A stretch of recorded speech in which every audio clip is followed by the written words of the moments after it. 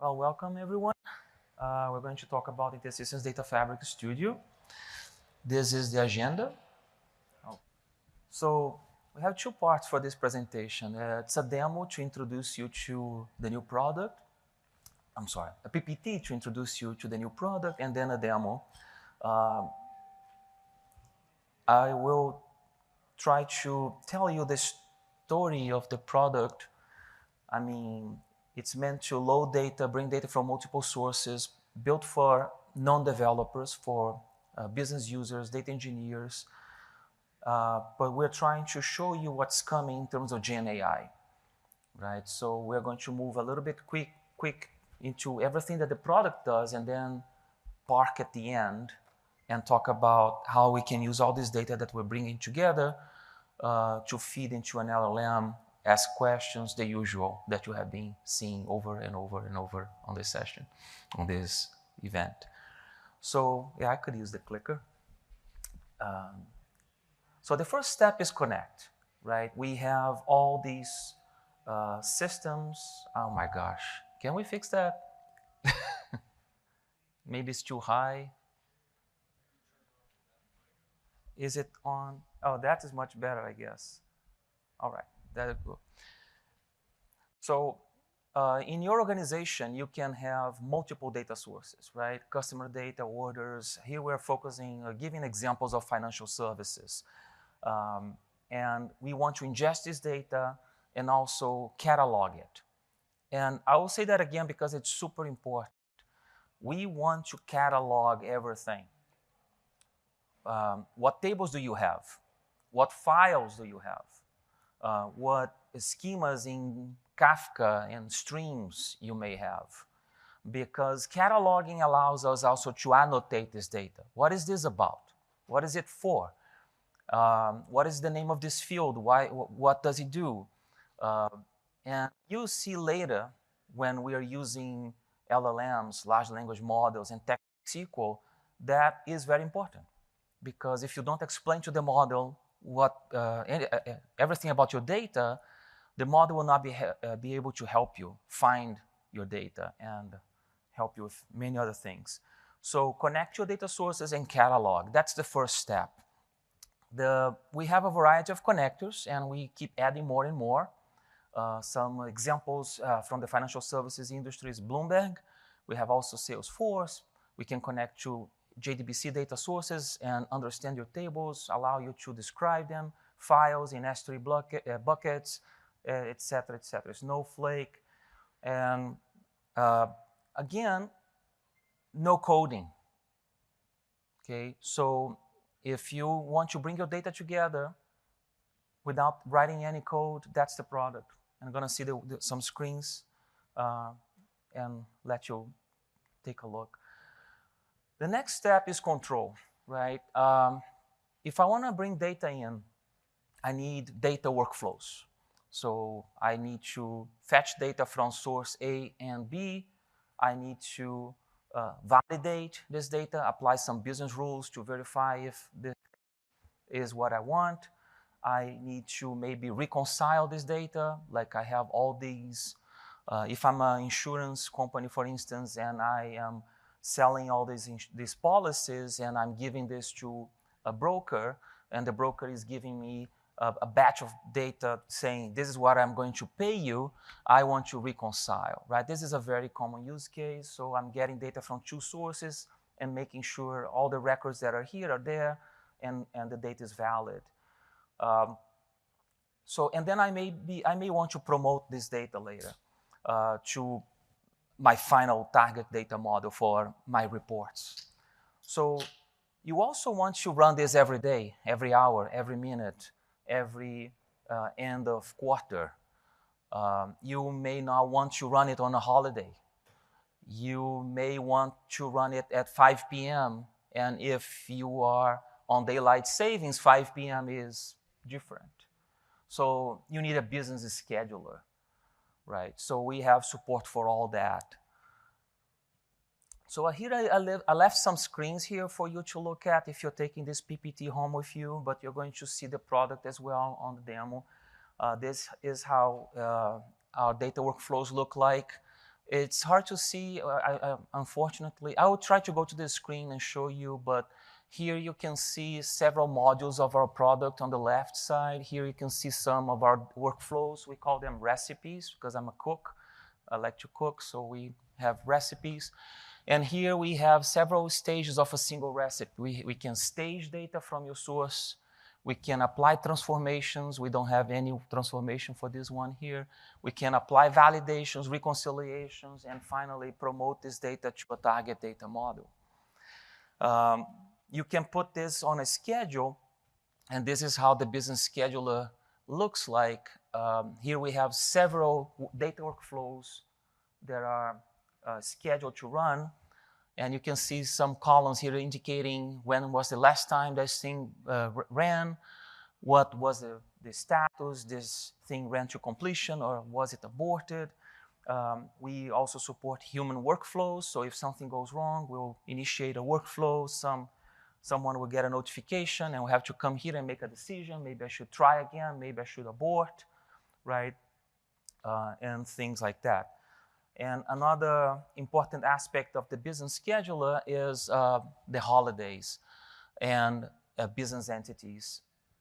We support business entities. So for instance, in financial services, you want to configure the New York Stock Exchange as a business entity. And they have a time zone where the stock exchange works, right? And I may have another business entity that is in Asia, in another time zone. And if I'm bringing data from all these places because I'm doing some risk analysis, I may have to coordinate when I'm running my data workflows across these time zones. And they have holidays of their own. So here you can configure these holidays. We, of course, bring all the holidays pre-configured, but if you want to add a different holiday or change real quick, you can do it. And we take care of the time zone for you. So it's a very common problem, right? But typically you have to do you have to bring a lot of tools together to accomplish this. So we are putting this all in a single tool. I want to move fast because I want to show you everything about LLM that we will be adding to this solution. So if you're bringing all this data together, you're running this every day, every hour, or whatever is your business schedule, and at some point, you want to push this data to a final data model. And the data model is yours, of course, depends on the use case you are working with. And of course, in financial services, we give you a model for the use case of management, but you can bring your own data model. And you can also take snapshots. In financial services, this is very common in other industries as well. Some regulators may come and ask you questions. How did you come to this data point? And you want to go back in time and show the data that you brought at that moment in time, right? So we allow you to take snapshots of everything you're doing, and also on a schedule. So this can all be lined up on your business scheduler. And another thing that we allow you to do is to also build cubes that will allow you to query this data using common tools like Power BI, Tableau, even Excel. So this is the cube designer. And you can see here a fact table in many dimensions. So sorry, moving forward. And finally, all the use cases, right? So you may be doing some reporting, you may be exposing this data over an API, doing some business intelligence with Power BI, whatever that is, right? So this is basically a very quick summary of what InterSystems Data Fabric Studio is. And I want to talk to you about what we're doing in terms of Gen AI. The clock's not running, so if I run over, it's not my fault. So in this demo, we are bringing data from multiple sources for you. So we're bringing data from the SEC, the Stock Securities and Exchange Commission, okay? Companies that are listed in the stock exchange, they have to report every year, or they have several reports. One of these reports is the 10K, where they declare everything that they're doing, their risks, their revenue, because if you are putting your money on this company, you want to know everything that's going on. Basically, that's the summary of it. So on a 10K filing, which is a gigantic PDF, the company describes everything that is happening to it. And they have to give this to the SEC every year or every quarter. Another source we are bringing in is the New York Times, news from the New York Times, and the Guardian. And also, I came up with a silly data model, so we can have some data that I'm cooking here myself, right? So the first thing I want to do, and let me see if I can make this bigger without making it ugly. Yeah, that's true. So I want to show you that there is nothing on my sleeves, okay? It's the magician routine. And actually, this is InterSystems Data Fabric Studio. I should probably show you a little bit of the product before I jump into that LLM stuff. So the business scheduler is here. So as you can see, I have the Guardian scheduled to load, New York Times, and information about Tesla, NVIDIA, Apple. I have the data workflows here that those schedules are triggering, right? So Apple, NVIDIA, Tesla, the Guardian, and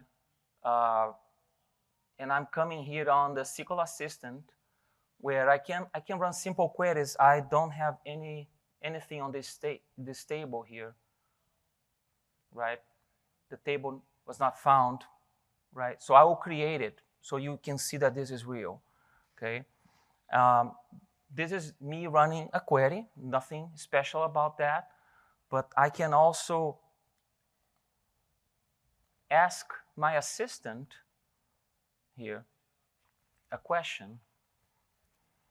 So can you describe the schema for this table? And it will tell you, I don't know this table. So what I'm going to do is to actually catalog it from this external database and give it a description, right? And then show you that by doing that, the assistant will then know about it and will be able to answer questions. So this is the beaver.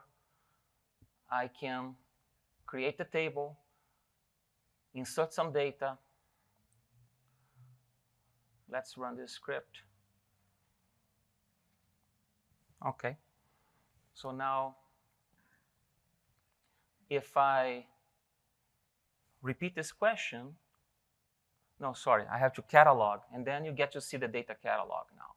So the data catalog, I have some stuff cataloged already here, like the Guardian, New York Times, all that stuff that I'm bringing from these sources.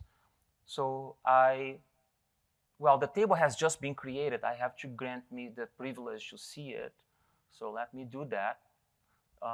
Schema, Global Summit. Here it is. This is hard to see. Yeah, the screen here is very bad. So now I'm granting me privilege to work with this schema. And I can go to the data catalog and say, look, I want to catalog some tables here from this schema. I have a table with some heroes. I love Marvel. And hero projects, like Tony Stark is up to something. I will catalog those. So this could be coming from Oracle, SQL Server, any JDBC data source. Could be a file on an S3 bucket, some schema in Kafka.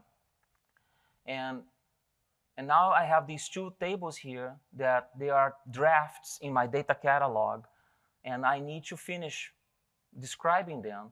So this is the schema that was found. I could provide descriptions for every field here, and also a description for the table. So let me fetch a description here. Data catalog. Yeah, this guy here. Just fetch a description and publish this. And I'll just publish the other one. I don't need to give a description for this. Or maybe I should. Maybe I'll get too excited and start asking questions about this. Okay, and publish. So now we encourage people to do that to all data sources because the goal is to allow anyone on your company to come to this data catalog, ask a question about what is available, and find what they're looking for. If you want to build a report, if you want to create a new project, and you want to see what data is available, this should be the place to go. Okay. So it's a very simple use case, but that also supports the entire play of machine learning, right? So now I could ask that question again. Can you describe the schema of this table, right? And now, hopefully, this is going to be able to answer my question. There you go. So I will make this bigger. So the table has the following schema and some descriptions. If you want to see the data, it's here. And by the way, here is an example of a row on that table, right? So I just asked a simple question. It's trying to help me as much as it can now. And this is basically what we call text to SQL. In this universe, text to SQL is actually, if you look and study the subject, you'll see that it's actually text to SQL to text. Like you ask a question, the model figured out what tables can answer your question. The model will then, the agent will then run the query and then take the data, interpret the results, and give you an answer in English. We don't like that. We think this is too dangerous. We really are doing text to SQL, period. So you ask a question in English, yes, and we give you an answer like that. Some English about the schema, but here is your data. And we stop there because we don't want any risk. We want you to see your data as is. Okay? So our interpretation of text to SQL is safer in our humble opinion. Moving on, I want to ask a question that is this here. Can you describe the Arc Fusion project? I know I have data about this. But the problem is that this is now not a schema, it's data. And as you can see, it can't find any information because we are not yet indexing the data. We are indexing the schema, and the agent can answer any questions about your table schema and help you build queries that can join tables for you and do aggregations. It can really help you, but it doesn't know about what is in your tables, the rows. So that's the next step. Okay, so going back to the PPT for a moment.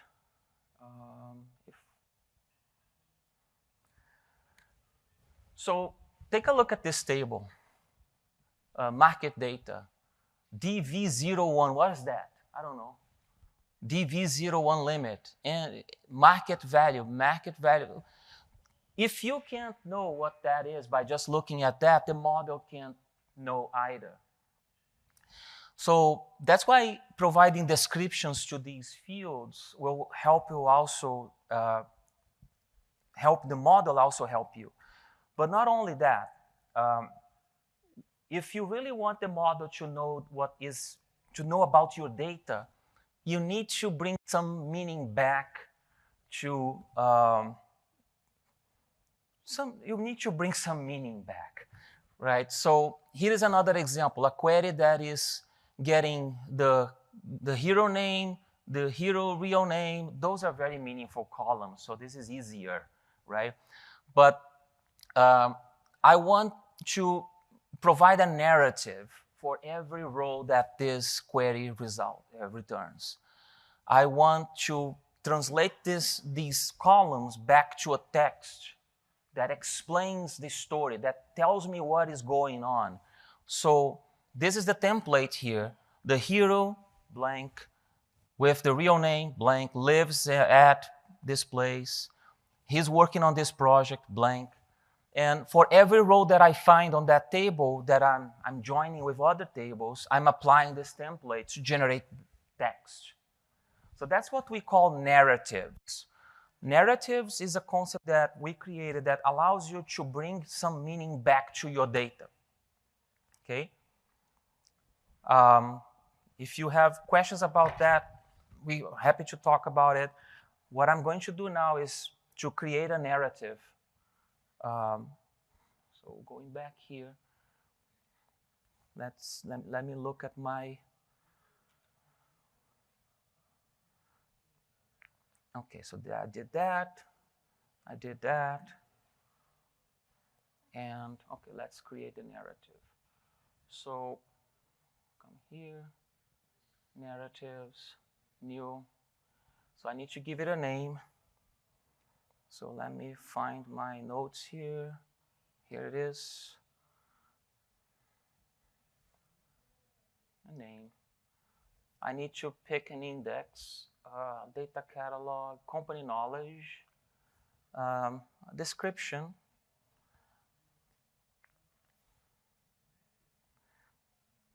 the table name.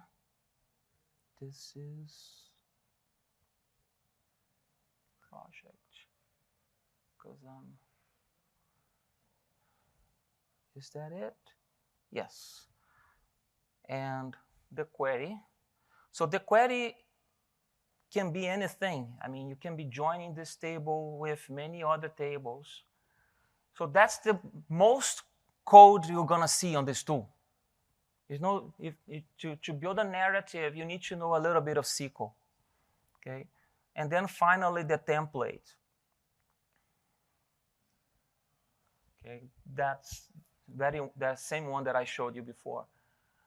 So now, this is running and is scanning the rows on my table and producing text that is being indexed by, sorry about that, by the technology that you have been hearing about, vector indices, semantic search. All that stuff is happening underneath right now. And no, this is the wrong thing. This is. So what I want to do is ask that question again. Can you describe the Arc Fusion project? But I will not do that. I'll just say, try again. This thing is supposed to be smart, right? I'm taking a risk here, right?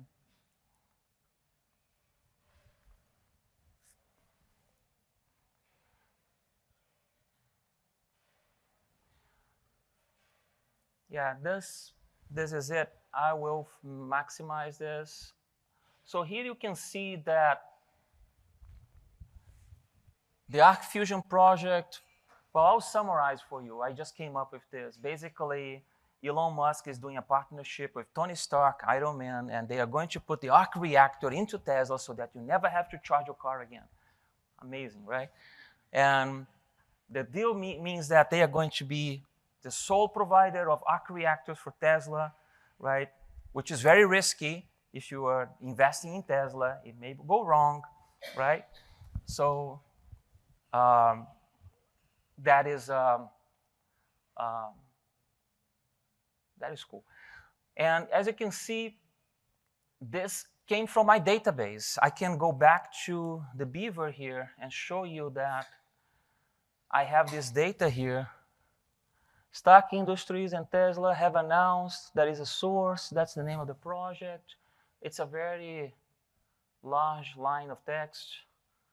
that I inserted on my database, and that has been turned into a narrative and is now accessible with natural language.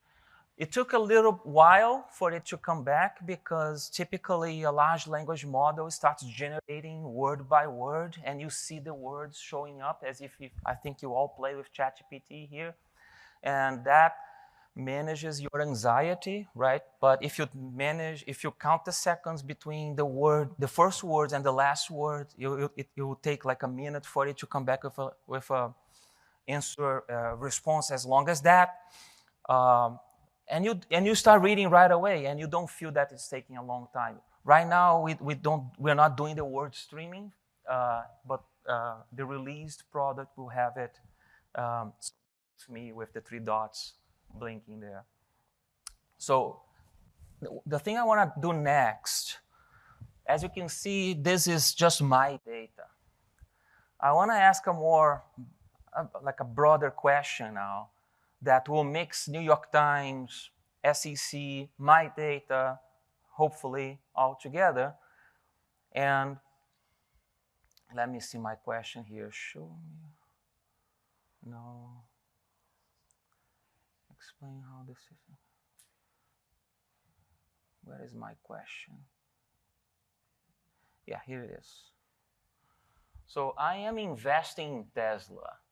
What are the risks I should be aware of? So there it is. So hopefully it will take the SEC filings for Tesla, take all the news about Tesla that is out there, and come up with some summary about it.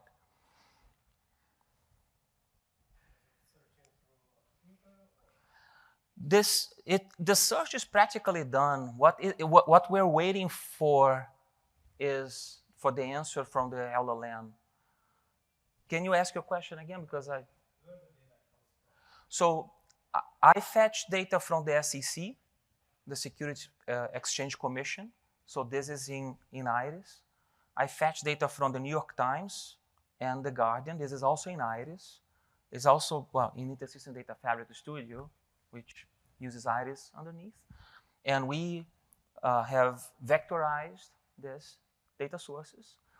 And so when I type the question, I vectorize the question, and I go to this vector store and find everything like, oh, this news article from New York Times looks like something that your question is about.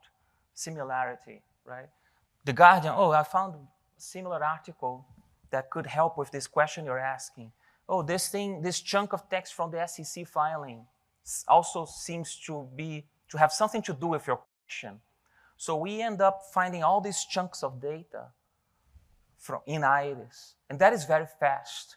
And then we take all these chunks of data and the question that you asked, and we go to ChatGPT and say, can you produce a response for this question using just this data that I'm giving you? Okay? And that is what takes so long to come back. It's actually sending us a response word by word, and we're not streaming these words in the UI as you have seen before in our other demos, but we will. So that's the part that takes long. And let's take a look at the response.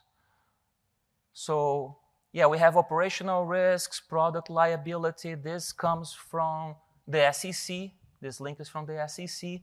I can click on it, and it will take me to that 10K filing that describes that paragraph, that contains this paragraph.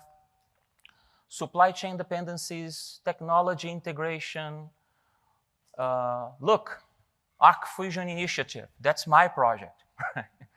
So it's because the goal here that I wanted to show you guys is that, let's say I'm in asset management and I'm doing my own intelligence, and I I'm finding these things out about companies that is not out there. And there is also public data that is out there for everybody to read in New York Times, in the SEC filings.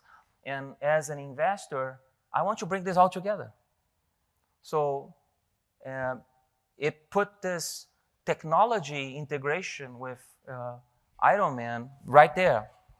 And it keeps going, showing links from other sources. And at the end, we have a conclusion and a list of links, right? So my main point here is that if you really want to give your users access to natural language interaction with your data like this, the first thing you have to do is to bring your data together, and we are investing a lot into making this really easy. You don't need a developer for that. So that's point number one. Point number two is that you really need to create narratives for your data. Your tables by itself, they will not have all the meaning that connects all these columns, and we need to bring that meaning back. So that's point number two, right? And point number three is that you can also bring some public data, right? And other sources, and make your responses really rich, right? So we think that this is the best tool to enable you to bring LLMs to your organizations. I think it was also worth mentioning that the way we're doing this is we are using vector search. I don't know if you got that from the presentation today, this morning, but using vector search and RAG, retrieval augmented generation, allows these answers to be very precise. So it's not like I'm asking this question to ChatGPT and it's coming up with some answer. God knows where this data is coming from. I'm only using ChatGPT to take the content that I found and say, please use this content to produce a response, nothing else. So there is no hallucination. Okay? Well, close to zero. Okay, right? So going back to the PPT, I don't know, am I over? Because I don't know if this is okay. It says that I have 9 minutes. Okay. So this is Data Fabric Studio. Again, we can fetch your data workflows, validate, reconcile, promote, run this on a schedule, considering your holidays, time zones, everything you need, persist your data, take snapshots so that you can answer regulators. We don't delete any data. You can retain your data for many, many years. Create cubes, all these use cases. In terms of machine learning, you can create chatbots. Where we want to go with this? Well, we're talking about just one bot, right? But we think you have multiple, because if you feed your information to a chatbot, that means that if you ask a question, you get an answer, right? What if you ask a question and you get an answer for some data that you shouldn't know? Because the chatbot supposedly knows everything, right? So how can we segregate? How can we give you a chatbot that can only answer questions that you are allowed to have answers for? So we see that people will have multiple chatbots. A chatbot for salespeople, a chatbot for marketing, for risks, and these chatbots, I'm putting them in different colors here for these different personas. They will have access to different data. So we want to not only make it easy for you to do this, but also give you all the tools for governance. So, and I forgot that I had a clicker, right? So narratives is important, brings meaning back to your data. Embeddings is the vector search, all that stuff. LLMs, you can work with. We want to allow you to work with any LLM, the Anthropic, OpenAI, Gemini, but most importantly, governance. We really want to allow people to, we really want to protect, right, the data. So, and that completes the picture. So when we will soon be, I have the clicker. So we'll soon be releasing Data Fabric Studio with AI. This is coming soon by the end of the year. Right, so Joe, sorry for breaking your slide. I put this other stuff here. So before I open up for questions, I have to show you this. We want your feedback, right? Please tell us what you think. And we have some early access programs. Not for, this product is generally available. The AI part is not available yet, like I said. So we have early access programs for the flexible Python runtime, vector search, online backup. But who knows? Let's have a conversation. Okay. So, any questions? There are two things you can do depending on what you want to do. For the text-to-SQL use case, when you're just asking it to help you to build a query, you actually need to describe those columns. So when you catalog your sources, just leave the column the way it is, but just give a description, and we will use that. Okay. But if you really wanted to help you with, if you really wanted to really read your data and answer questions about your data, not the structure, not the schema, but the data itself, then you need narratives, right? And then you just create a template and give it a query, the template plus the query, and we'll keep that synchronized. You insert a new record, you update a record on that table, we will update the narrative. So the model will always be synchronized with your business, which is something very cool, right? Because it's online. Things are happening, and you can ask questions, and it will be able to answer. Even when the table is not in InterSystems Data Fabric Studio, because you can put this on a schedule that runs every minute and fetches the deltas from your source system, and your narratives will be updated. It's a new product. It brings items inside, but because we are building this for business people, not developers, you don't see it. You know, we hope that the most coding you have to do here is some SQL because of the narratives, or because you're actually using the data, building your reports or whatever. So, how is it, like, besides this narrative generation, how is it better than other ETL tools? Can you? SQL, like, you have other sources, right? Like, you have SQL, SSIS, you can do it, right? Yes. Even like, we can do integration using the IRIS. Yes, yes. So yeah, tables is easy, right? If you are dealing with files, that step of cataloging is very important, because a file doesn't have a hard schema.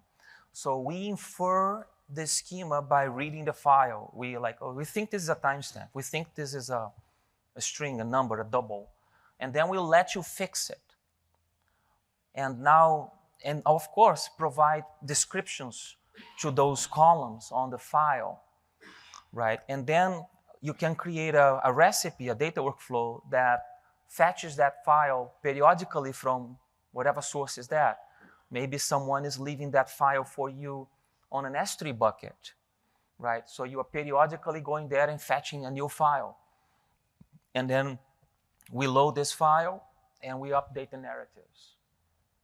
So if the file doesn't match the schema, we'll stop, we'll call someone, we'll create a workflow. Maybe you need to update the schema. Maybe they change the schema of the file, and then you can retry. We give all these tools. And you're correct. You can create custom integrations. Iris is still there, but we want to give you all the connectors you need. We want to, the 80-20% rule, right? So 80% easy, 20% custom. So that's the goal. It's available, the total view, no, sorry, Joe. InterSystems Data Fabric Studio, that was the old name. InterSystems Data Fabric Studio is available, but the AI stuff that you saw here, in maybe autumn. So you can have it, but not the AI stuff, sorry. Thank you.